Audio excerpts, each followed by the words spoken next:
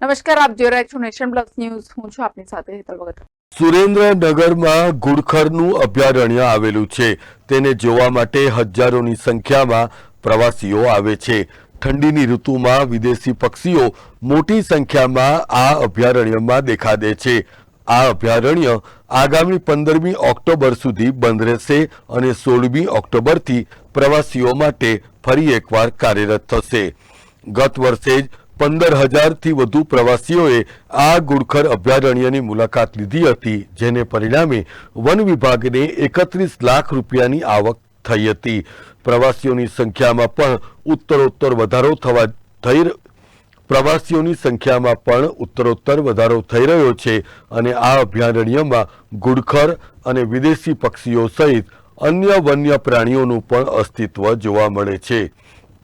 કચ્છનું નાનું રણ એ 4,953 ચોરસ કિલોમીટરના વિસ્તારમાં ફેલાયેલું છે.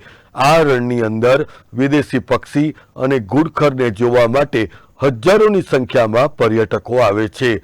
ઘુડખર એક દુર્લભ પ્રાણી છે અને બીજે ક્યાંય જોવા નથી મળતું, પરંતુ આ કચ્છના નાના રણમાં જોવા મળે છે. હાલ ચોમાસાની સિઝન શરૂ થવાની તૈયારી છે, ત્યારે ઘુડખરનો બ્રીડિંગ પીરિયડ હોવાને લીધે અને ઘુડખર પ્રાણીને ખલેલ ન પડે તે માટે અભયારણ્યને બંધ કરી દેવાનો નિર્ણય લેવામાં આવ્યો છે. દર 5 વર્ષે વન વિભાગ દ્વારા ઘુડખરની ગણતરી કરવામાં આવે છે. 2020માં થયેલી ગણતરી મુજબ ઘુડખરની સંખ્યા 6,082 જેટલી નોંધાવા પામી હતી. ત્યારે 2023-24માં પણ ઘુડખરની ગણતરી કરવામાં આવી છે, જેની સંખ્યા આગામી દિવસોમાં સરકાર દ્વારા જાહેર કરવામાં આવશે. તારીખ 16મી ઓક્ટોબરના રોજ પ્રવાસીઓ માટે ઘુડખર અભયારણ્ય ફરી એકવાર ખુલ્લું મુકાશે. ત્યારે વન્યજીવોને બચાવવા માટે તેમજ તેનું જતન કઈ રીતે કરવું એ અંગેનું માર્ગદર્શન આપવા માટે તંત્ર દ્વારા નિઃશુલ્ક શિબિર પણ આયોજિત કરવામાં આવે છે. ઘુડખર અભયારણ્ય અંગેની વધુ વિગત નાયબ વન સંરક્ષક ડોક્ટર ધવલ ગઢવીએ આપી હતી. ગુજરાત રાજ્યમાં આવેલું ઘુડખર અભયારણ્ય એ કચ્છનું નાનું રણ તથા કચ્છ, બનાસકાંઠા, મોરબી, પાટણ અને મોરબી જિલ્લામાં ફેલાયેલું છે. આ ઘુડખર અભયારણ્ય પર્યાવરણવિદ તથા જે પ્રકૃતિ પ્રેમીઓ છે તેના માટે ખાસ આકર્ષણનું કેન્દ્ર બની રહ્યું છે. અહીં દર વર્ષે વિદેશમાંથી ફ્લેમિંગો, અનેક પ્રકારના યાયાવર પક્ષીઓ, સ્પૂનબિલ, નાની સુરખાબ વગેરે પક્ષીઓ પણ આવતા હોય છે, જેને જોવા માટે દેશ અને વિદેશથી અનેક પ્રવાસીઓ મુલાકાતે આવતા હોય છે. દર વર્ષે મુલાકાતીઓની સંખ્યા વધતી જતી હોય છે. જે અનુસાર ગત વર્ષે એટલે કે વર્ષ 2023-24માં અંદાજે 15,000થી વધુ પ્રવાસીઓએ ઘુડખર અભયારણ્યની મુલાકાત લીધી છે અને તેનાથી વન વિભાગને આશરે 31 લાખ જેટલી આવક પણ ઊભી થયેલ છે.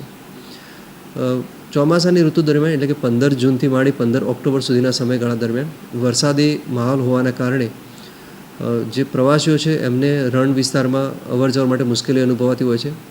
આ ઉપરાંત આ સમયગાળો ફ્લેમિંગો અને ઘુડખર વગેરે વન્યજીવ માટે સંવર્ધનનો સમયગાળો હોય, એમને કોઈપણ પ્રકારનો વિક્ષેપ ન થાય એ માટે વન વિભાગ દ્વારા આ સમયગાળા માટે અભયારણ્ય પ્રવાસીઓ માટે બંધ રાખવામાં આવતું હોય છે.